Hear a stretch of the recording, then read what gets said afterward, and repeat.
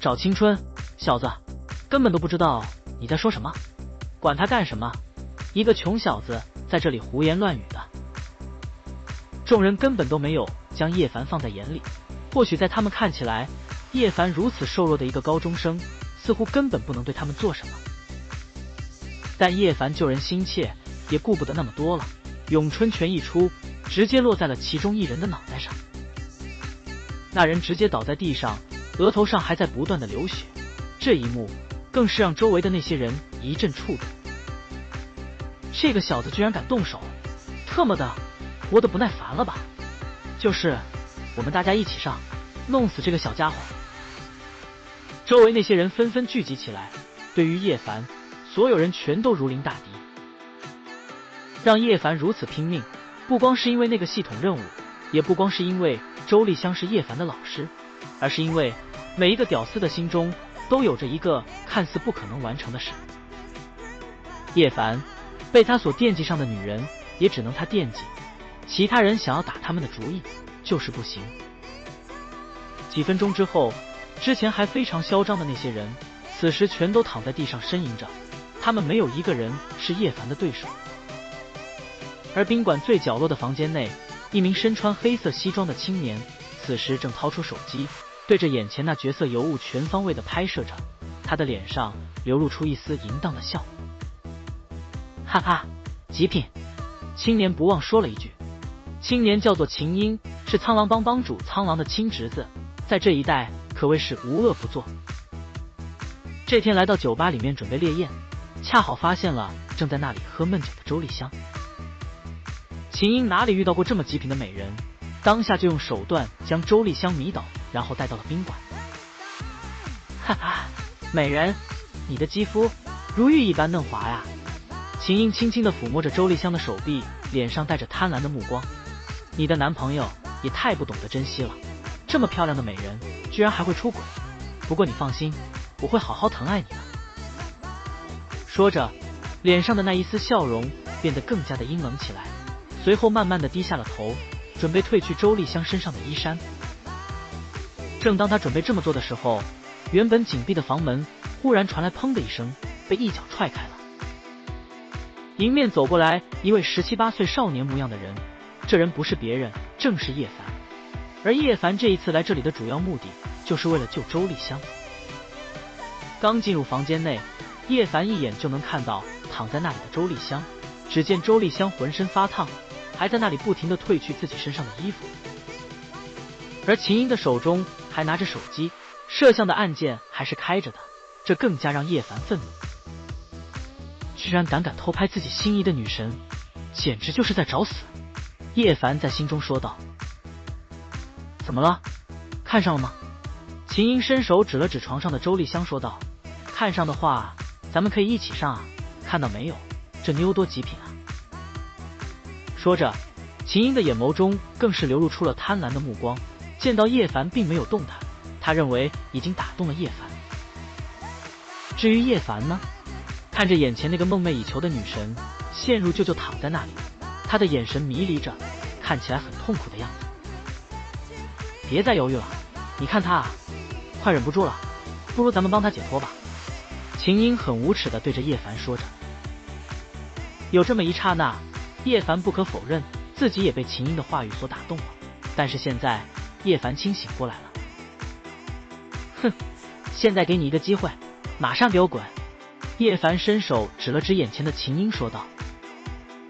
谁知道这番话才刚说完，面前的秦英却是一副不可思议的样子看向叶凡。哎呦，看不出来你还想吃独食啊？什么独食？周丽香可是自己的老师啊，叶凡会吃独食吗？说的怎么这么难听呢？叶凡转身看向秦英，把手机交出来，不然的话别怪我不客气了。你不客气又能怎样？秦英的面色突然变得狰狞起来，本来想要和你小子分一下这份好处的，没想到你小子并不领情。既然这样，那就怪不了我了。话音才刚刚落下，秦英整个人向着叶凡冲来。秦英有这个自信，作为苍狼帮中数一数二的高手，想要拿下叶凡，那还不是轻而易举的事情吗？可是当他才刚刚到达叶凡面前，准备一举拿下叶凡的时候，却发现叶凡纹丝不动地站在那里。看着这一幕，秦英整个人的神色呆滞着。什么？这怎么可能呢？秦英的身手，就算是3、5个人都不在话下，更何况是叶凡这样的高中生呢？但事实就是如此，叶凡站在那里纹丝不动，甚至是嘴角还微微扯出一丝微笑。叶凡问道：“你也就这点能耐啊？”小子。秦英正要说话，却被叶凡直接打飞了出去。秦英一口鲜血喷出，看着慢慢走近的叶凡，秦英也开始害怕了，指着叶凡说道：“小子，你知道我是谁吗？我叔叔可是苍狼帮帮主，惹怒了我，别怪我。”啪！清脆的响声打破了原有的沉寂。秦英不敢相信地看着叶凡。刚才秦英已经说出了他的叔叔就是苍狼帮帮主，可是叶凡还是毫不犹豫地动手打了他。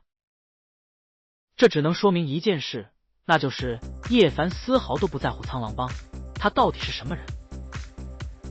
你是什么人？秦英不死心地看着叶凡问道。叶凡做出一副非常淡然的样子，滚吧，别让我看到你了。听到叶凡这么说，秦英知道现在是根本不可能知道叶凡的身份了，现在也只有先离开再说。随着秦英的离开，叶凡转过身看向了躺在床上的周丽香，系统的提示音并没有响起，这也代表着叶凡的任务并没有完成。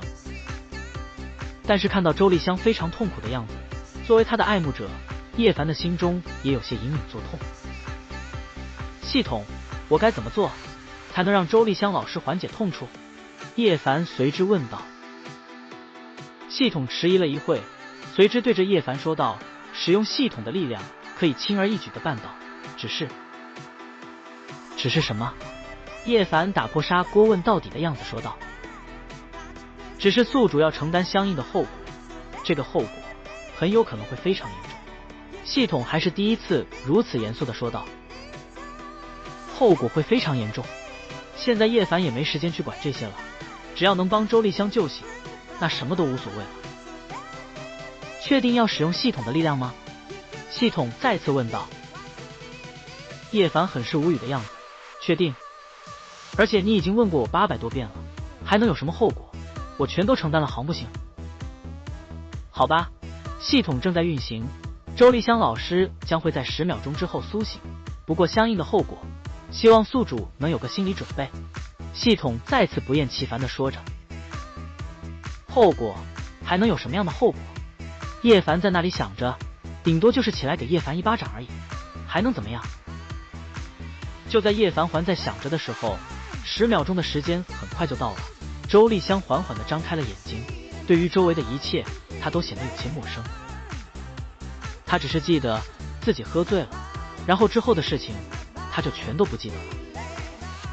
朦朦胧胧张开眼，周丽香发现她的面前站着一个人，而且这个人的脸上还带着一丝笑容。周丽香老师，你醒了。叶凡上前一副关切的样子说道。周丽香认出了叶凡，对于这个成绩并不是很好的学生，周丽香居然会有些印象。但是很快的，周丽香就开始后退2步，并且大声喊着：“啊，你别过来！你想干什么？”叶凡站在那里有些发愣，什么叫做叶凡想干什么？他什么都没做，什么都没做。可是人家周丽香醒过来，人家身上这么凌乱的样子，难不成是人家自己弄的不成？还真别说，这些确实是周丽香自己弄的。这种事情，叶凡找谁说理去啊？恰好正在叶凡还在想着的时候，原本紧闭着的门却直接被撞开了。谁？叶凡警惕起来。他现在担心秦英去而复返，到时候带人回来报复怎么办？还真别说，真有这种可能。可是映入眼前的却并不是叶凡所想象的一伙混混，而是一个非常貌美的女警。在女警的身后还跟着不少人，不过这些人都是一副以女警马首是瞻的样子。这女警身材真好，前凸后翘，即便是那一身制服，也挡不住那对挺拔和傲然。叶凡差一点看呆了，最少3、6D 的完美身材，而且从某些方面来说，比起周丽香老师都不遑多让叶凡在心里嘀咕着：怎么一下子出来这么多美女啊？把她带走！女警看也不看的指着叶凡直接说道。叶凡以为听差了，什么？把我带走？我做了什么？你们为什么要把我带走？不是我，你们抓错人了。人赃并获，你这个败类，还有脸问你做了什么？女警都不好意思再提下去了，把人带走，我要亲自审问。叶凡一脸无语，这就是所谓的后果吗？叶凡该不会被当作强奸犯给抓起来吧？快点来救救我呀！叶凡一脸郁闷的看着眼前，你说这年头想要当个好人也太不容易了吧？虽说眼前这个女警长得蛮好看的，前凸后翘，非常养眼，但是这也不能让叶凡待在这里吧？这小子犯什么事情了？不知道啊，看样子还是个学生吧？是啊，还是个高中生，听说是强奸未遂，多可惜的孩子啊，这辈子就这么毁了。众人在那里议论纷纷，而叶凡几乎快要吐血。早知道是这样的话，叶凡说什么也不能启动系统了。这就是带来的后果，叶凡总算是领教到了。不过现在说这些已经没用了。另一边，秦英见警察将叶凡带走，嘴角流露出一丝阴冷的笑，嘿嘿，让你和我斗，看我不整死你。秦英在那里说着，不过稍微有些可惜的是，他再也不能和周丽香做着那些羞人的事情了。一想到周丽香那完美火爆的身躯，秦英便感觉到自己的小腹像是有一团火在那里燃烧似的，急得秦英一直转悠。至于叶凡，说老实话，他长这么大还是第一次坐警车，这种感觉让他整个人似乎有些兴奋。那边端坐的美女警察瞥了叶凡一眼，如果说叶凡偷鸡摸狗也就算了，小年纪不学好，居然做出这样的事情。而叶凡呢，他一个劲的偷瞄着美女警察，心中暗爽，尤其是这黑漆漆的警察后面，让叶凡有种偷情的快感。唯独有些可惜的是，叶凡不能做点什么，这一点倒是让叶凡有些遗憾。终于，车子停了下来，叶凡被带下了车，美女警察瞥了叶凡一眼，把他带到会议室。会议室一般是审讯犯人的地方，如今将叶凡带到这里来，所谓的意义自然不言而喻。当然叶凡还不知道这些。端坐在这里，叶凡四下打量了一番，终于门打开了，美女警察走了过来。叶凡瞥了一眼美女警花的胸前，一张名牌上面写着张玲2个字。原来美女警花叫做张玲啊！叶凡心中想着，便老老实实的端坐在那里。不过他的眼神却很不老实，盯着张玲的身体乱转。看够了没有？张玲开口说道。看够了。叶凡老老实实的回答着。张玲嗯了一声，其实看叶凡感觉挺老实的，怎么会做出这样的事情呢？张玲还是为叶凡感到可惜的，于是对着他说道：你知不知道你做错了什么？做错了什么？叶凡还真不知道。难道救人也算有错吗？如果是这样的话，那其他人还是不要见义勇为好了。见叶凡不说话，张玲还以为他在那里悔过，突然态度有了变化，或许叶凡有着不得已的苦衷吗？这赶上现在了，你知道这件事在以前有多么严重吗？张玲对着叶凡说道：我同学家一个叔叔，大概还没有你大，16岁的时候犯了强奸罪，去年才放出来。你知道他多大岁数了吗？多大岁数了？叶凡侧耳聆听着，他也好判断他被关多少年。张玲竖起手指头说道：他今年46岁了，你自己算算看吧。什么？叶凡不敢相信的看着眼前，16岁的时候关起来，46岁才放出来，整整30岁呀。可是这些和叶凡有什么关系？叶凡也不是罪犯，而且叶凡是个好同志啊。同一时刻，宾馆内，周丽香感觉自己的脑袋昏沉沉的，就像是被什么东西重重的撞击过似的。对于之前所发生的那一幕，周丽香甚至是到了现在都不敢相信这些都是真的。一觉醒来，发现自己躺在宾馆的大床上，而张开眼却发现自己的学生叶凡一脸色眯眯的样子盯着他看。可是不对啊，周丽香努力的在脑海中回想着，那一天她的心情不是很好，于是就去酒吧买醉。然后就有一个陌生的男子走了过来，要和周丽香喝杯酒。喝完酒之后，周丽香就什么都不知道了。但这一切和叶凡又有什么关系呢？想到这里，周丽香顿时感觉她的头开始隐隐作痛。这是一种什么样的感受，周丽香也说不清楚。想到这里，周丽香随手就要去摸手机，可是摸了摸床边，却发现那里一副陌生的手机放在那里。周丽香的心中顿时产生了一副疑惑的神色，慢慢的将手机打开了。当手机打开的那一刻，周丽香整个人吃惊的看着手机屏幕，她简直不敢相信眼前所看到的这些都是真的。上面非常惊艳的一幕，那女主角犹如欲火焚身一般，在那里不断的扭动着娇躯。这到底是谁？周丽香看着眼前，下意识的说话了。难道是叶凡干的吗？如果是这样的话，那叶凡实在是太可恶了。带着好奇的目光，周丽香继续看着，却发现这些似乎和她想象的有些不太一样。画面一转，忽然落在了叶凡的身上，叶凡冲了过来。我可以让你先上，你好好考虑一下，这么极品的女人可不是那么容易就得到的。住口，你这个混蛋，我跟你拼了！之后就是叶凡和那个神秘人搏斗的场面了。虽然周丽香不知道后面发生了什么，可是结合之前的事情，还是让周丽香想到了很多。周丽香瞳孔收缩起来，这么看起来的话，叶凡非但没有非礼我，反而还把我给救出来了。虽然叶凡成绩不是很好，看起来眼神很是猥琐，但周丽香还是对叶凡的这个举动有些感动。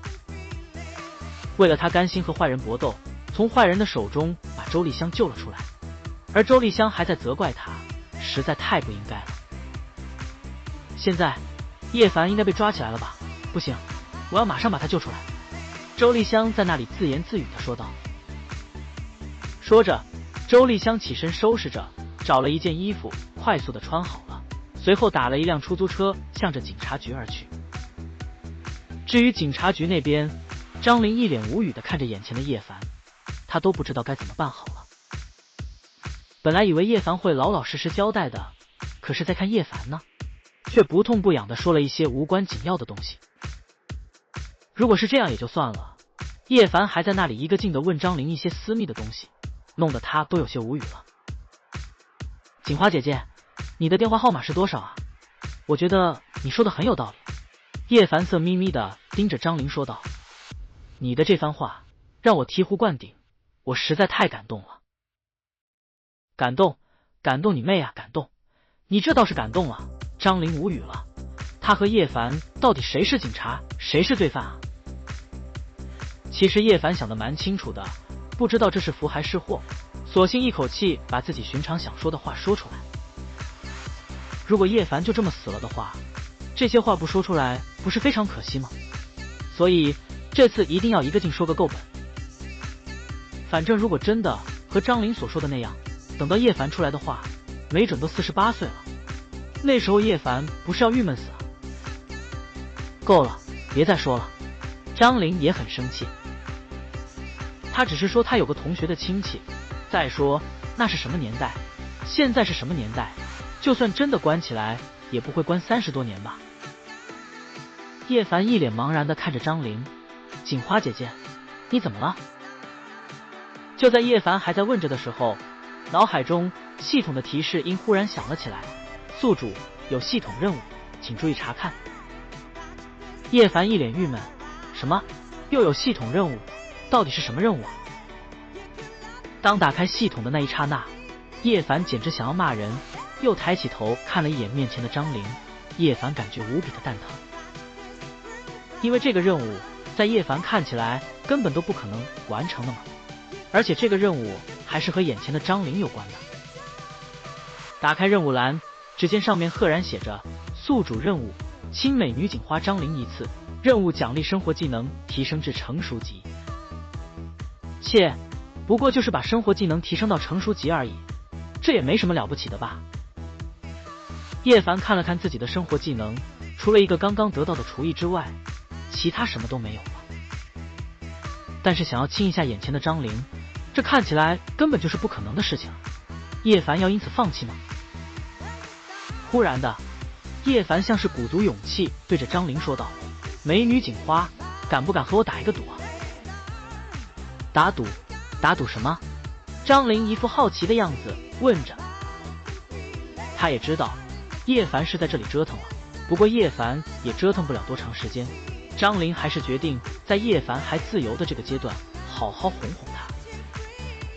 其实我叶凡可是个好同志，我是无辜的，如果我输了的话，你让我给你做什么我就做什么。叶凡说道。张玲也来了兴趣，好啊，自从加入警队以来，张玲就再也没赌博过了，她也手痒了。张玲问道：“那如果你赢了怎么办呢？”问叶凡赢了怎么办？开什么玩笑？叶凡怎么可能会输呢？叶凡说道：“如果我赢了的话，你必须要亲我一下。”对于这个问题，张玲根本想都不用想，开什么玩笑？好，我答应你了。张玲说着，突然她的手机响了起来。张玲接了个电话之后就出去了，只剩下叶凡一个人呆呆的端坐在那里。叶凡也不知道会怎么样，难道以后只能待在这里了？可是如果这样的话，叶凡还怎么去征服那些女人，还怎么完成系统的任务呢？忽然的，叶凡稍稍有那么一丝丝的后悔了。唉，我有种想哭的冲动。就在叶凡还在那里想着的时候，此时张玲走了出去。刚才那个电话是外面的同志打给他的。张玲来到外面之后，非常疑惑的问道：“刚才是谁找我？”“是我，我想知道叶凡，他怎么样了？”来的是个女人，非常非常漂亮的女人。叶凡，不就是之前被告强奸未遂的那个高中生吗？等等，张玲眼前忽然一亮，因为这时候张玲发现眼前这个女人不正是在宾馆里面所看到的那个美女老师周丽香吗？她怎么会在这里？张玲虽然心中不解，还是问道：“你来这里做什么？”周丽香原本误会了叶凡，此时也顾不得那么多了，将手中的手机递给了张玲：“你先看看这个吧。”接过周丽香递过来的手机，张玲直接打开了，映入眼前的却是非常香艳的一幕。看着这一幕，张玲都感觉有些面红耳赤，这都是什么跟什么吗？周丽香为什么给她看这个？但是看了一会之后，张玲这才发现情节出现了转折，叶凡出现了。叶凡，他不是犯罪嫌疑人吗？张玲继续看着，犯罪嫌疑人。可是这会，叶凡正在和真正的犯罪嫌疑人搏斗。看到这里，张玲恍然大悟，原来是他误会叶凡了。确实如同叶凡所说的那样，叶凡不是罪犯，相反的，叶凡还是英雄，见义勇为的英雄。先不管叶凡到底是怎么知道的，光是这件事情上来说，叶凡做得很对。我想这个应该可以确定叶凡是无辜的了吧？周丽香问道。毕竟再怎么说也是他的学生，周丽香尽管之前很不喜欢叶凡，但却不能因为这个而耽误叶凡的前途。张玲点了点头：“你在这里稍微等一下，我马上就过来。”“好的。”周丽香找了个位置坐了下来。这边叶凡端坐在那里等待着，对于他来说，这确实是一种煎熬了。到底怎么样啊？怎么着总要给个消息吧？我都关在这里好半天了。叶凡双手托着下巴，仰望着天花板。该不会我真的要等到40多岁才能出来？如果是这样的话，那叶凡宁愿去死算了。还有那个不可能完成的任务，亲张玲一下，到底是怎么想起来的？就在叶凡还在想着的时候，张琳回来了，而且看张琳的神色似乎并不是很好看。锦华姐姐，怎么了？叶凡见张琳这个样子，他脸上流露出一丝惶恐的神色。到底怎么样？你可千万不要吓唬我啊！是啊，看张琳这个样子，难不成叶凡的事情被定罪了？想到这里，叶凡的心里忽然有种隐隐作痛的感觉。叶凡下意识地问道：“锦花姐姐，你怎么了？”叶凡在心里想着，这美女锦花不会找他算账吧？如果真的把叶凡带走的话，那似乎就不太好玩了。张琳的神色也不是很好看，他的心中在那里想着，合着我在你的眼里就是这个样子的吗？当然，这番话他也只是在心里想想罢了，并没有说出来。可是他又想到了之前和叶凡的打赌，这个家伙该不是故意的吧？张琳在那里想着。锦花姐姐，你怎么了？千万不要吓唬我啊！叶凡对着眼前说道。张琳越来越确定了，叶凡肯定是装的，这个家伙居然要和他装蒜是吧？张琳对着叶凡说道：“愿赌服输，我输了。”输了？这是什么意思？叶凡看向眼前，心中突然升起一阵疑惑。可没多久，叶凡就感受到他的面前一股淡淡的香味忽然钻入了叶凡的大脑。随后，叶凡像是感受到眼前犹如蜻蜓点水一般，张琳踮起脚尖，在叶凡的脸颊上轻轻留下了一个吻。叶凡整个人站在那里，好半天都没反应过来到底是怎么回事。我靠，什么情况？看向眼前，叶凡下意识地说道。眼前，张琳做完这一切，她的脸颊早就红了起来，却还是强忍着说道：“你可以走了。”我可以走了？叶凡不确定地问道。甚至就连他自己都没有想到，张琳会忽然这么说，那也就是在说叶凡是无辜的。当叶凡走出去的那一刹那，叶凡的眼前一亮，远处周丽香端坐在那里，脸颊上流露出一丝焦急之色。周丽香老师，你来了。叶凡笑嘻嘻地说道。周丽香必须要来啊，尤其是在得知了叶凡救了他之后，如果不来的话，那不就不好了吗？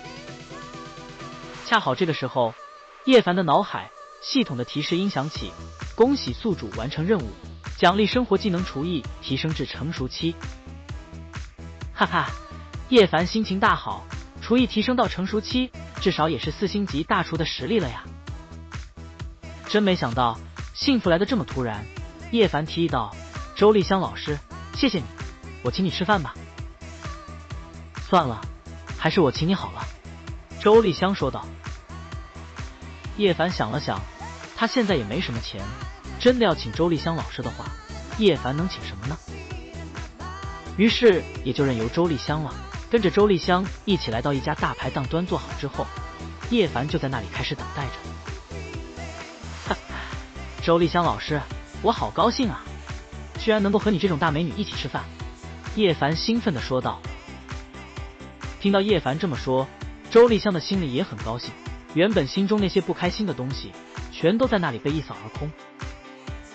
这家大排档周围什么人都有，所有人看向叶凡都是一副羡慕嫉妒恨的眼神。这家伙是个学生啊，真厉害，居然都能把老师给泡上了。现在的学生啊，还真是胆大包天，这么极品的老师给我也忍不住了。哎呀，你看人家老师还害羞了，看不出来还是第一次啊。面对周围那些人的话语，饶是周丽香如此，也有些听不下去了。反倒是叶凡一副非常平静的样子。为什么呀？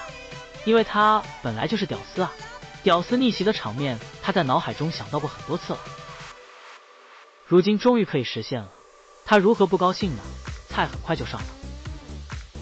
周丽香吃了一口，突然放下了筷子，而叶凡发现了这一点，连忙问道：“周老师，怎么了？”周丽香刚才尝了一口，忽然发现这里的菜肴并不是那么好吃，所以现在她完全没有了食欲。而叶凡显然发现到了这一点，尝了一口之后，叶凡直接吐了出来，对着远处喊道：“老板，你快点过来一下！”大排档的老板，一个5大3粗的汉子，直接跑了过来，瞪了一眼叶凡，一副色眯眯的眼睛盯着周丽香，贪婪地说道：“这位美女，怎么了？”老板，这些菜都是你做的？叶凡问道。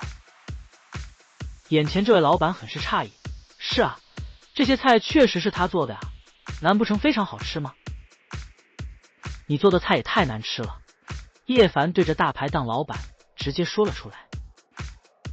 也就在这个时候，叶凡的脑海中系统的提示音忽然响起：宿主任务，和大排档老板比试厨艺，任务奖励记忆胶囊1枚。记忆胶囊？那是什么？叶凡疑惑起来。不过要和大排档老板比试厨艺，这一点叶凡就来兴趣了。以叶凡现在的经验，他的厨艺早就在成熟期了，距离王者级也只是一步之遥了。你敢说我做的菜难吃？大排档老板很不高兴地说道：“这里谁不知道，我当初可是饭店的大厨，你一个学生模样的人，居然胆敢质疑我。”周丽香也感觉很不好，可能真的如同大排档老板所说的那样，他曾经是大饭店的大厨，但不知道为什么，他做的菜周丽香就是不喜欢吃，这一点不能强求。但叶凡就不爽了，伸手指着大排档老板：“切，你那算什么呀？我7岁的时候做的就比你好多了。7岁的时候做的就比大排档老板做的还要好。”听到这里，大排档老板很是生气的看着叶凡。那好啊，既然你这么说了，我倒是想要见识一下。大排档老板双手环抱着，一副戏谑的样子看着叶凡。叶凡点了点头，指着眼前说道：“如果你赢了的话，那我给你磕100个响头。”哈哈，这个不错。大排档老板伸手指着周丽香说道：“我还要和这个美女一起约会。”什么？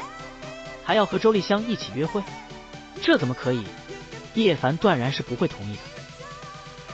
然而没有想到，周丽香的神色却非常坚定地看向叶凡：“叶凡，我相信你。那好，如果你输了的话，就立刻向我道歉，并且停业3天，可不可以啊？”叶凡看向眼前说道。一言为定，我还怕了你小子了。大排档老板不服气地说道。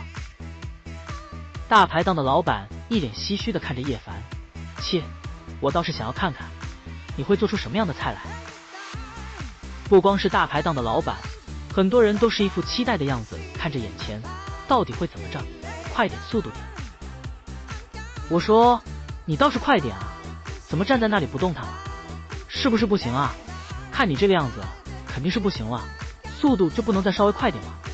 磨磨唧唧的，一看就不怎么样，不然对他没什么期待了。周围那些人议论纷纷，显然是因为叶凡站在这里，什么动作都没有所导致的。周丽香也开始有些担心起来，虽然不知道叶凡为什么会那么有自信说出这番话来，可如果叶凡输了的话，周丽香就要和那个大排档老板约会。一想到这里，周丽香的心里就会感觉到一阵厌恶。大排档老板却还是不忘在那里对着叶凡一阵叫嚣着：“我觉得你还是认输好了，看你这个样子，估计也撑不下去了吧？”还没到最后，你怎么知道结局呢？叶凡非常自信。为什么他这么自信啊？因为叶凡的生活技能已经练到了成熟级，想要应付这大排档老板，那还不是轻而易举的事情吗？既然这样，那我就做一碗蛋炒饭好了。叶凡拿起锅来操作起来。或许是因为叶凡刚刚学会生活技能，稍稍有些不太熟悉，拿到锅的那一刹那，叶凡稍稍有那么些不习惯。哈哈，闹了半天，原来你不会做饭啊！大排档老板本来还以为叶凡会拿出什么杀手锏呢，可是现在看着叶凡才感觉到，这家伙原来是在吹牛啊！大排档老板不忘在那里继续摆弄着，现在就让你看看我们之间的差距到底有多大吧！大排档老板感觉这纯粹就是来搞笑的，就算他的水平再烂的话，总不至于被一份蛋炒饭给打败了吧？如果是这样的话，那大排档老板干脆不再做饭好了。现在说这些是没用的，等一下你就知道了。叶凡笑了笑说道。站在那里，周丽香显然也有些担心，她也开始为叶凡担心起来。只是一份蛋炒饭，真的没问题吗？不过，眼前的叶凡却对着他流露出一丝坚定的神色。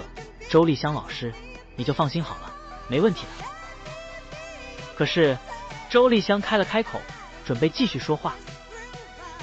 美女，你就放心好了，这一局我赢定了，你不用担心的。大排档老板叫嚣地对着周丽香说道。看向眼前的周丽香，大排档老板眼眸中流露出一丝贪婪的神色。极品啊，这么正点的妹子可不是那么容易就能遇到的，而且她赢了之后还能和对方约会。想到这里，大排档老板顿时心花怒放，挥动的动作也越来越快了。我的快要做好了，你的该不会还没有烧熟吧？大排档老板开玩笑似的说道。叶凡却一副轻松自如的模样。你放心好了，绝对不会比你的差。真的不会比大排档老板做的差吗？要知道，大排档老板所做的可是地三鲜啊，色香味俱全，光是闻着这股香味就知道很不一般。再看叶晨这边，一份蛋炒饭，虽然闻着味道挺好的，但这怎么和大排档老板比啊？好吧，那就随便挑选几个人过来品尝，让他们做判断好不好？大排档老板转身看向叶凡问道。叶凡双手抱着头，一副无所谓的样子，随便，你怎么样都可以。周丽香忽然感觉到有些不太好，不过也没有说出来，事情还远远没有到那么糟糕的一刻。好了，不要遮遮掩掩的了，开始吧。大排档老板随意的挑选了几个人，不过他耍了一个小心思，那就是他所挑选的人都是经常来他这边吃饭的常客。当然，他的这点心思，叶凡其实早就看出来了，不过叶凡并没有说出口。为什么？因为叶凡相信，成熟级的厨艺怎么也要在大排档老板之上吧。那我们就开始试吃了。那些人说道。他们首先品尝了一下大排档老板的地三鲜，不得不说，大排档老板真有两下子。这地三鲜做的色泽光鲜，一看就让人食指大动。而再看叶凡这边呢，不就是一碗蛋炒饭吗？他们又不是没吃过。味道不错，确实啊，看得出来老板非常用心啊。就是在我看起来，比那个蛋炒饭要好多了。周围那些试吃的人在那里说着，大排档老板难以掩饰心中的喜悦。哈哈，那这么说是我赢了？叶凡挡在了众人面前。等一下，你们还没有试吃我的了。你的也需要试吃。大排档老板不爽地说着。眼前这些客人也没有试吃的意思，看得叶凡一愣。难道这一次就这么输掉了吗？就在这时候，所有人没有注意到，一个7、8岁大的小孩子偷偷地溜到了那边，一只手拿着筷子，大口地吃着叶凡的蛋炒饭。小朋友，别！叶凡阻止着。本来叶凡想要用这个做杀手锏的，可却没想到，居然被一个小孩子给破坏了。想到这里，叶凡有些郁闷，这下子看来估计要失败了。可就在这个时候，一名中年男人走了出来，一把将那个小男孩抱着了。小宝，你怎么又淘气了？哎呀，这不是云氏厨神吗？就是啊，他怎么会在这里？听说厨神的儿子得了厌食症，怎么会对一份蛋炒饭这么有兴趣？周围那些人全都在那里窃窃私语，显然他们也开始对眼前这一幕感觉到不可思议。大排档老板不敢相信地看着眼前，什么？厨神的儿子厌食症，为什么会对一碗蛋炒饭那么情有独钟？年轻人，谢谢你，我想可不可以请你再做一次？中年男人对着叶凡说道。经过之前众人的话，也让叶凡了解到了眼前这人的真实身份。叶凡心中顿时有种难以掩饰的喜悦。哈哈，这次真的赚翻了，厨神啊！那是什么样的人物，居然对叶凡的菜肴有兴趣？周丽香也没想到，本来还以为叶凡输定了，却没想到很快就会有个这么大的转折。这也未免太吓人了吧！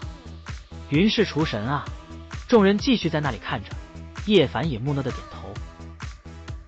开什么玩笑，云氏厨神，叶凡可是小时候看着他的节目长大的，如今自己的偶像就在那里看着自己，叶凡如何能不激动？于是叶凡将蛋炒饭又做了一遍，动作无形之中放慢了不少。看着叶凡做蛋炒饭的样子，周围那些人也一副不解的样子，好奇怪啊，看起来很寻常啊。不对，你们看他的手法。厨神指着叶凡说道。看叶凡的手法，众人开始观察叶凡，忽然发现叶凡每一次动作都是有节奏的，而且都是非常有规律的。看了一会之后，厨神豁然开朗，原来是这样。众人都很不解的样子，到底怎么回事啊？为什么厨神这么说了？我说，这一局到底谁赢了？大排档老板不悦地说道。厨神低头看了看桌角还剩下的第三鲜，脸色一变，食材完全没有利用的尽善尽美。你看看这颜色，再对比一下那边的蛋炒饭，你还差得远呢，还差得远呢。这番话对于大排档老板来说，就犹如晴天霹雳，让他好半天都没有反应过来。什么？这一次是他输了？这怎么可能呢？叶凡满打满算不过17、18岁的少年而已，而他做了这么多年饭了，怎么可能给不是叶凡的对手呢？他在那里想着。年轻人，这是我的名片，我想我们还有机会再见面的。厨神说完这番话就离开了。叶凡呆呆地站在那里，忽然感觉有些不可思议。天啊，他小时候的偶像居然在和他打招呼，这是一种什么样的感受？而且看叶凡这个样子，似乎还对叶凡非常看重的样子，这让叶凡有些受宠若惊。叶凡，你赢了。周丽香来到叶凡面前，非常高兴地说道。是啊，叶凡赢了。这时候系统的提示音随之响起，恭喜宿主完成任务，战胜大排档老板，获得记忆胶囊1枚。记忆胶囊那有什么作用？叶凡在那里想着。现在也没时间去管这些了。叶凡带着周丽香正准备离开，却发现眼前一人突然挡住了他们的去路。这人不是别人，正是之前那个大排档的老板。只见他站在那里，冷眼扫了扫叶凡。你似乎忘记什么事情了吧？什么事情？叶凡反问道。面前大排档老板伸手指了指叶凡身旁的周丽香，双眼放光。你输了，要把你身边的美女留下。什么？让叶凡把周丽香丢下？这怎么可能呢？叶凡上前一步，明明是你输了，难不成你还想耍赖不成？我就是要耍赖，你能把我怎么样呢？大排档老板双手环抱着，禁不住大笑起来说道。